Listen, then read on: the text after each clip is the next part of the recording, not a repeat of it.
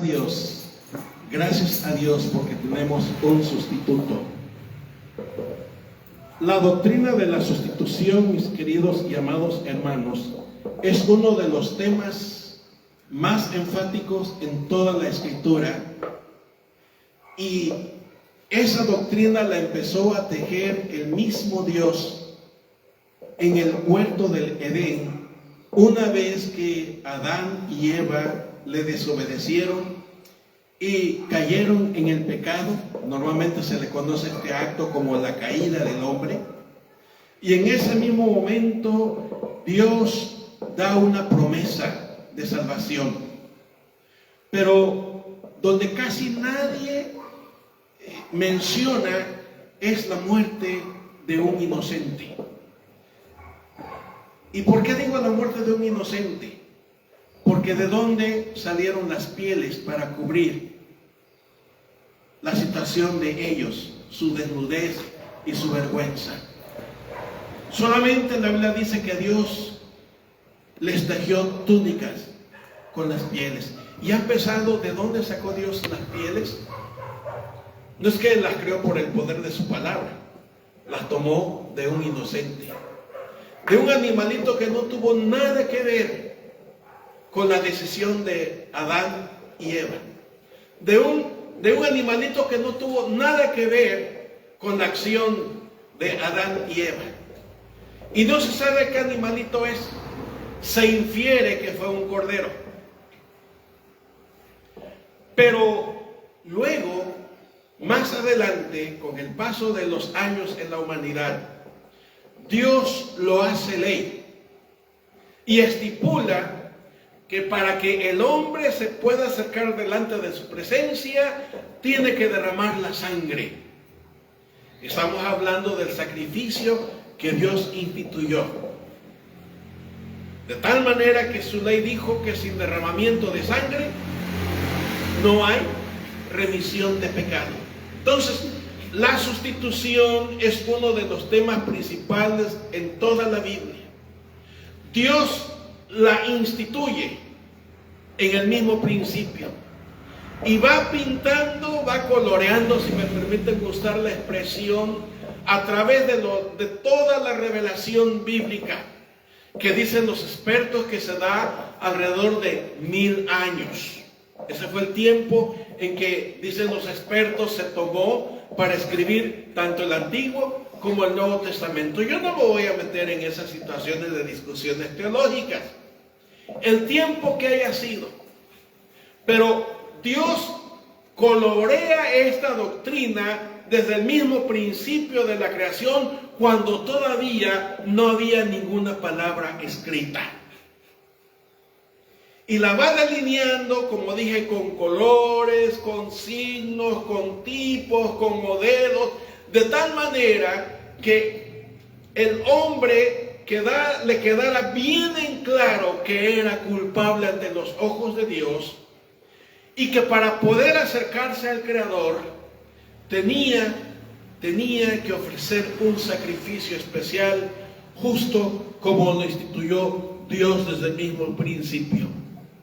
Con el sacrificio de un animalito inocente o uno que no era responsable o culpable de pecado, para poder cubrir. Y aquí la palabra cubrir quiere decir tapar.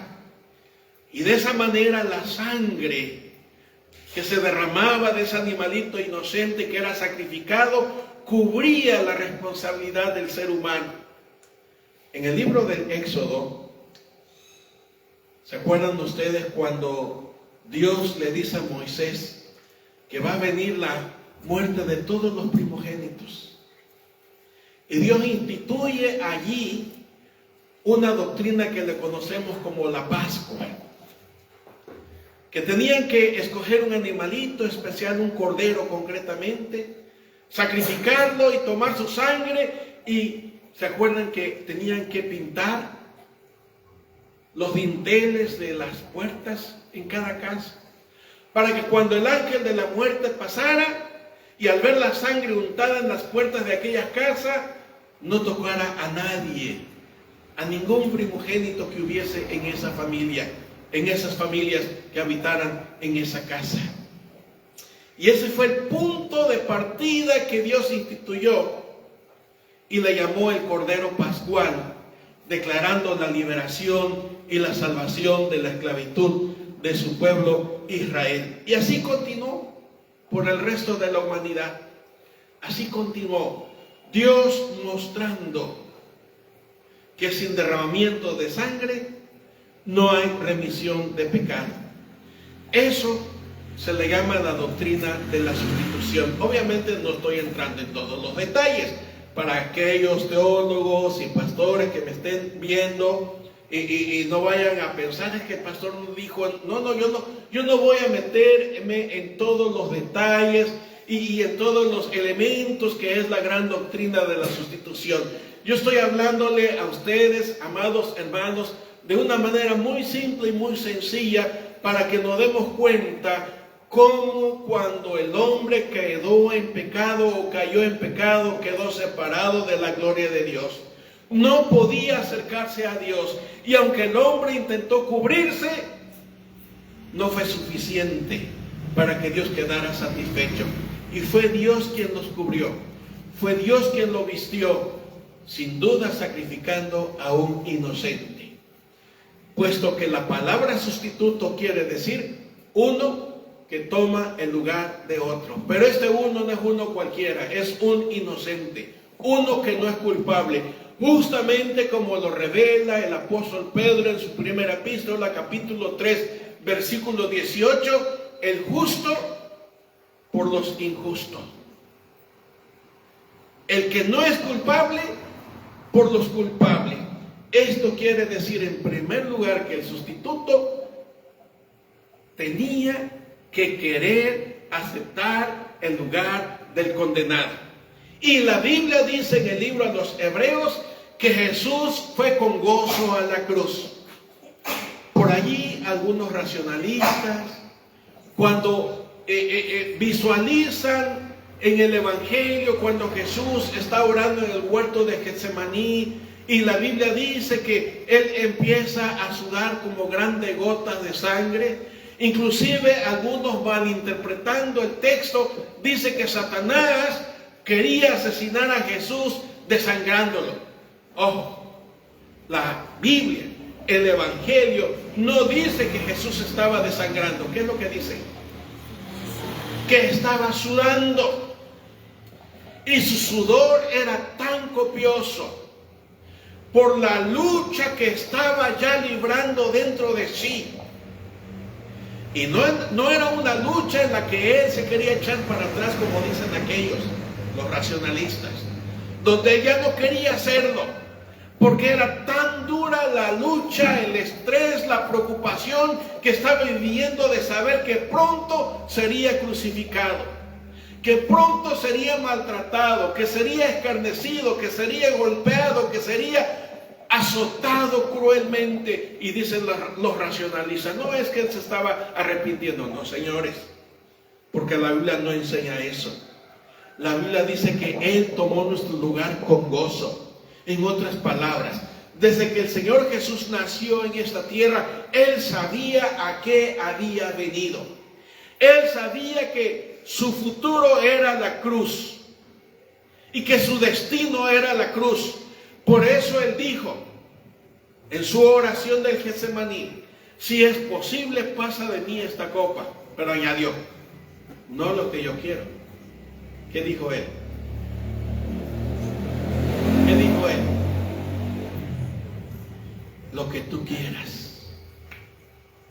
Por eso en los evangelios se da testimonio que la voz del Padre testificaba, este es mi Hijo en quien tengo complacencia. Y luego en la transfiguración le dijo a los discípulos la voz del Padre, este es mi Hijo amado, a Él oíd.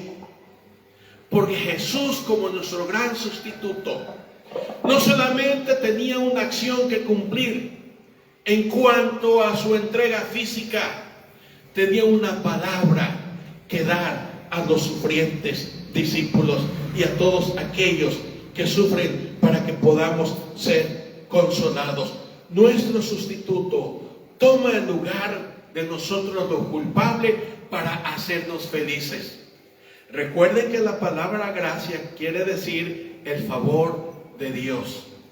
Que la palabra misericordia quiere decir el corazón de Dios abierto para favorecer a los miserables. La palabra miserable no tiene nada que ver con pobres, económicamente hablando. Tiene que ver con aquellos que están en la bancarrota espiritual. Desde Adán hasta el último que exista en esta faz de la tierra. No sé si me voy explicando, mis amados hermanos.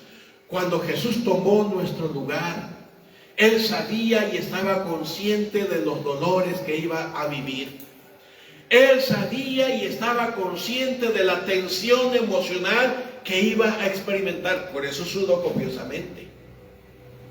Y era tan copioso su sudor por el estrés y por la lucha que estaba viviendo y la guerra que se estaba ya escenificando con las huestes demoníacas, que la Biblia describe que su sudor era copioso como gotas de sangre, para hablarnos de ese sudor tan fuerte que estaba viviendo por usted y por mí.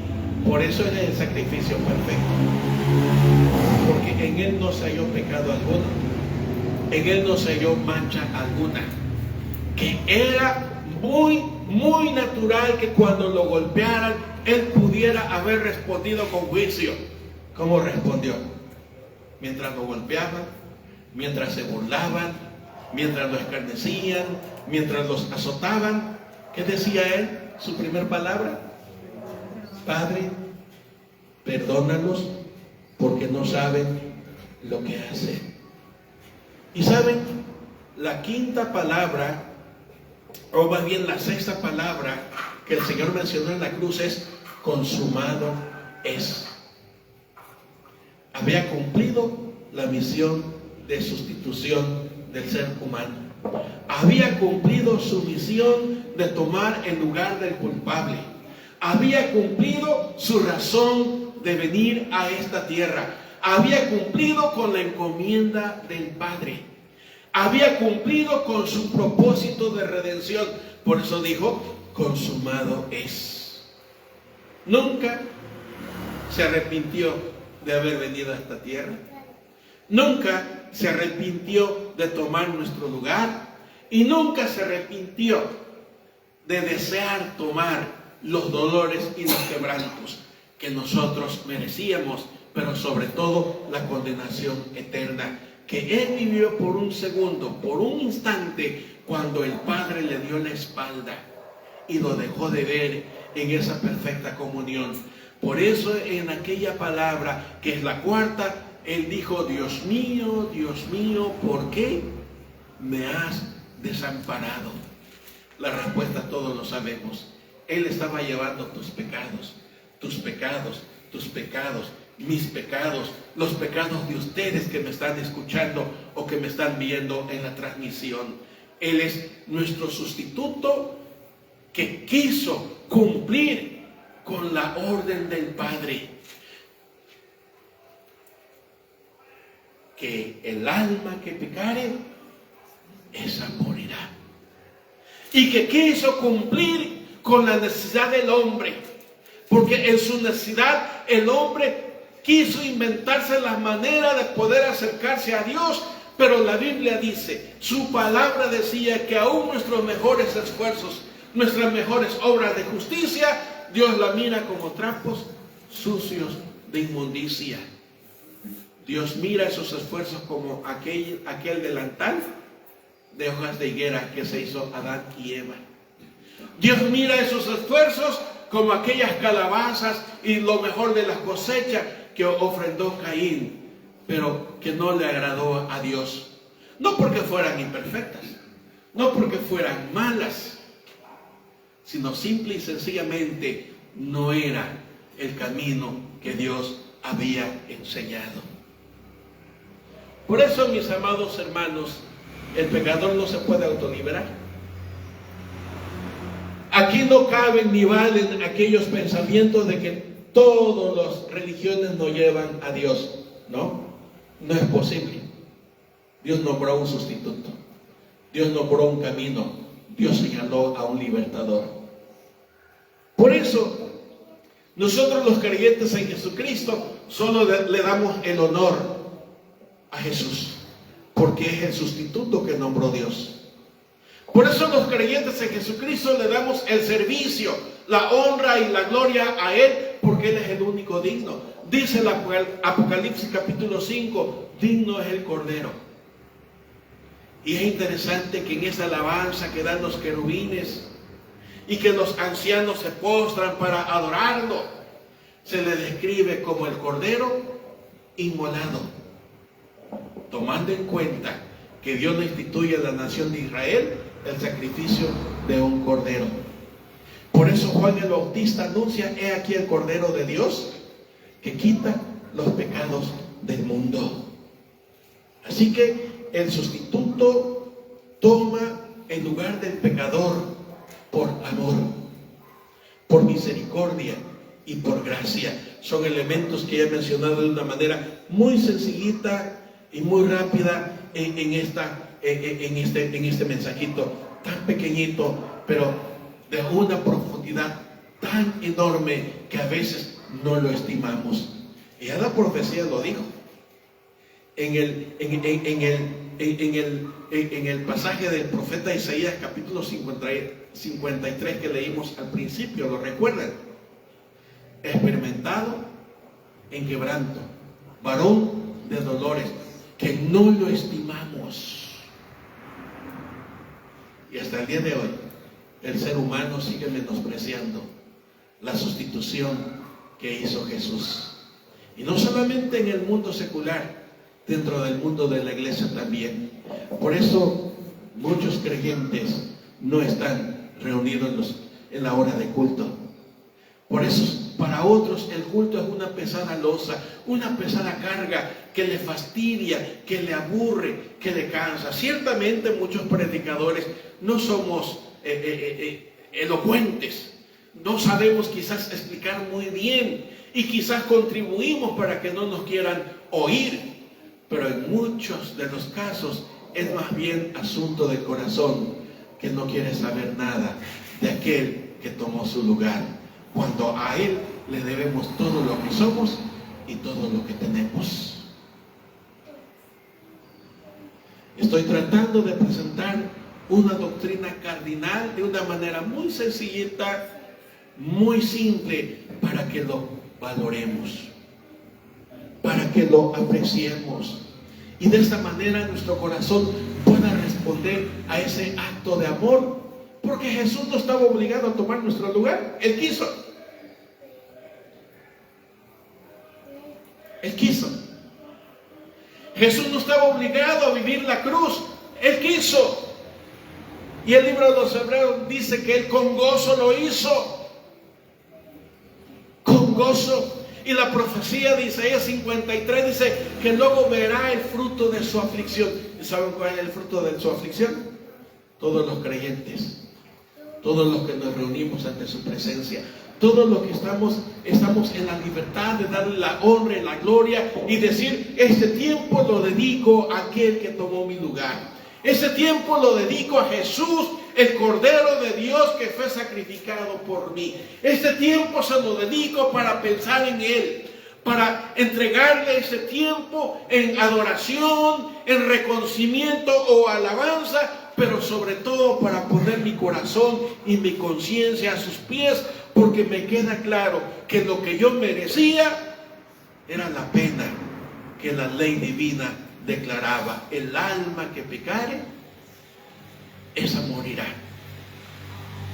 Si me permiten repetir la frase que dije hace un rato: el acta de defunción de Jesús. Bien sabemos que no hubo acta de defunciones en aquella época, pero estamos en una época donde se expide un acta de que alguien murió, ¿no? Y esa acta tiene toda la legalidad del gobierno. Bueno, el acta de defunción de Jesús es el acta de vida para mí como creyente. ¿Cómo la ven? El acta de defunción de Jesús es el acta de vida para usted como creyente en Cristo. El justo por los injustos, por amor. Miren, en Romanos capítulo 5 y versículo 8, la Biblia dice: mas Dios muestra su amor para con nosotros, en que siendo aún pecadores, ¿qué dice? Cristo murió por nosotros.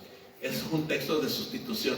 Murió por nosotros. Y si ustedes van a la Biblia y empiezan a leer con este pensamiento de sustitución, van a encontrar que en toda la Biblia alguien murió por el culpable. Hasta que vino Jesús. Y ese alguien en el Antiguo Testamento, que no eran más que animalitos, a veces un buey, a veces una vaca, a veces un cordero, todos eran figuras y símbolos de la muerte del Señor Jesús en la cruz. Y ya leímos a lo largo del culto cómo con 900 años y cómo con 700 años, y así pudiéramos seguir mencionando, Dios estaba enfatizando en su revelación escrita que llegaría alguien a tomar el lugar del culpable, que llegaría alguien especial enviado por Él y venido en su nombre, porque era el que había señalado el Señor. Jesús cargó su cruz con gozo. Jesús fue como buey llevado al matadero con gozo, que en lugar de quejarse lastimosa o lastimeramente, Él oraba: Padre, perdónalos porque no saben lo que hacen.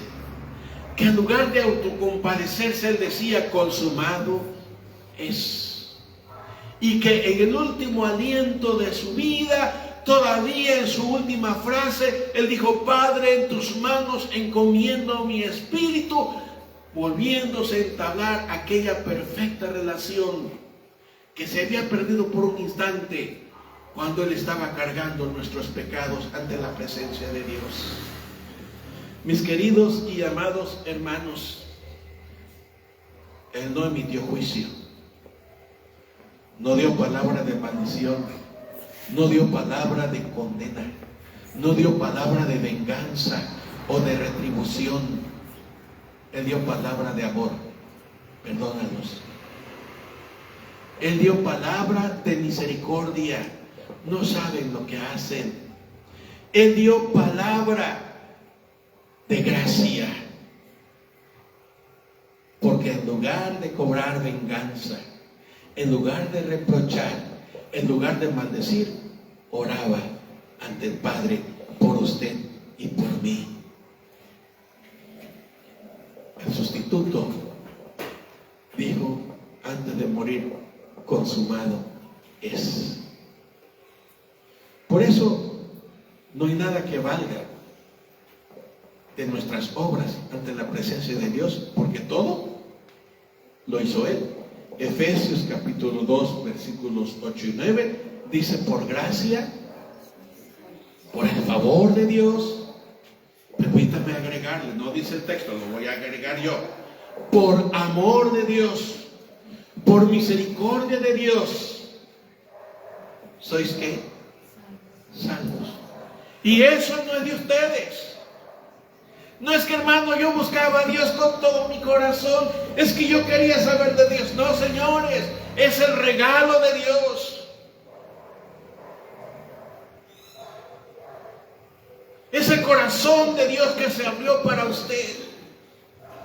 Y Dios quizás usó a su hijo, o a su esposa, o a su esposo, o a su papá, o a su mamá, y de esa manera usted conoció el amor de Dios, la misericordia de Dios, la gracia de Dios, porque hubo uno que decidió tomar el lugar de usted en la cruz del Calvario.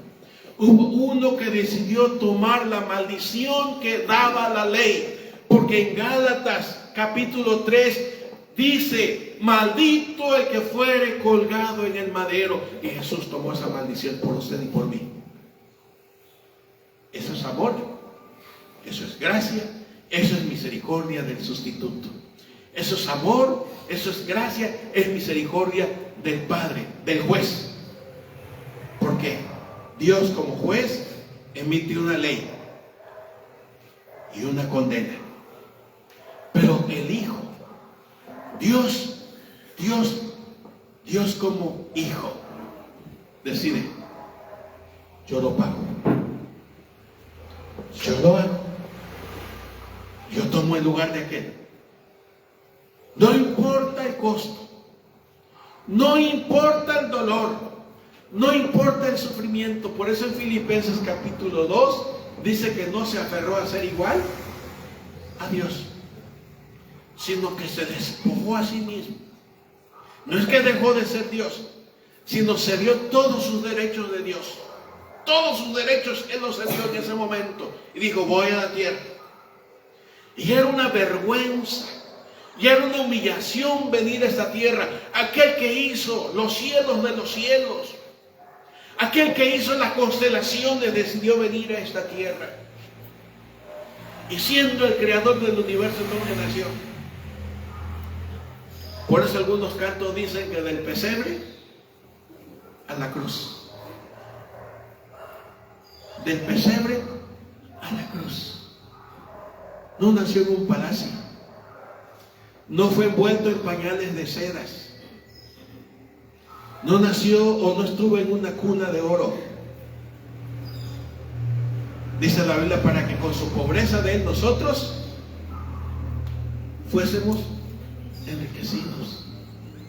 Y cuando hablo de riqueza no estoy pensando en signos de pesos, estoy hablando de aquel lugar en que estábamos en bancarrota, lejos de Dios, pero que vino nuestro sustituto, tomando nuestro lugar de culpable para que fuésemos levantados como hijos de Dios. Y la Biblia dice, como herederos del reino. Siendo extraños y advenedizos, dice la Biblia en Efesios, somos coherederos del reino. Y miren lo tremendo, en hebreo se declara Jesús nuestro hermano mayor. Hermanos, eso es gracia, eso es amor, eso es misericordia del Padre, del Hijo y del Espíritu Santo. Hay los que hablan de solo Jesús. Yo no me voy a meter en esos detalles también, pero también la Biblia habla del Padre, del Hijo y del Espíritu Santo. Las tres personas de la Santísima Trinidad trabajando en la sustitución para que usted y yo cambiáramos de rumbo y de destino, no por nuestros méritos u hechos o acciones, sino por lo que hizo el que tomó nuestro lugar en la cruz. Y termino este sencillo mensaje cuando Él dijo, consumado es. No podemos hacer nada por nosotros, Él lo hizo. Nuestros mejores esfuerzos no cuentan, porque lo que cuentan es la obra de Él, el sustituto. Nuestros mejores deseos no llenan la justicia de Dios, porque quedó satisfecha por nuestro sustituto. Aquel que tomó nuestro lugar. Aquel que no solamente dijo en la cruz consumado es, sino que incluso bajó a las partes más bajas que comúnmente le llamamos infiernos y le dijo lo mismo que mencionó en la cruz, consumado es. Por eso cantamos, se llevó consigo cautiva a la cautividad. Cautivos de una esperanza de que alguien tomaría el lugar que sus pecados merecían. Cautivos en una instrucción dada por Dios, que tenían que acercarse con sangre. Cautivos en una esperanza de mejor futuro. Y por eso dijo el Señor a aquel que fue crucificado con Él, al ladrón, de cierto te digo que hoy mismo estarás conmigo en el paraíso. Porque nuestro sustituto no solamente cambió nuestra relación con Dios, no solamente cambió nuestra situación física, moral y espiritual, también cambió nuestro futuro y nuestro destino eterno. Y lo hizo porque de tal manera amó Dios al mundo que dio a su único hijo. Y lo hizo porque Dios abrió su corazón. Y lo hizo porque Dios quiso hacernos un bien. Porque nosotros lo único que habíamos hecho era el mal. Nuestro sustituto lo cambió. Nuestro sustituto lo transformó de cabo a rabo, si me permiten usar la expresión, quizás muy populesca, pero con el contenido de una gran verdad. Y hoy, con gozo, celebramos la cruz. Con gozo celebramos nuestra sustitución. Y con gozo le damos la honra y la gloria a aquel que tomó nuestro lugar. Porque lo consumó todo. No dejó a medias nada. Lo hizo todo plena y completamente. Lo único que usted y yo tenemos que hacer es tomarlo y honrarlo y bendecirlo y vivirlo, porque es el bien de Dios que nos cubrió con la sangre del sustituto, para no vernos en nuestras maldades, sino vernos cubiertos por amor, por misericordia y por gracia. Y ahora podemos decirle: Padre nuestro que estás en los cielos, santificado sea tu nombre.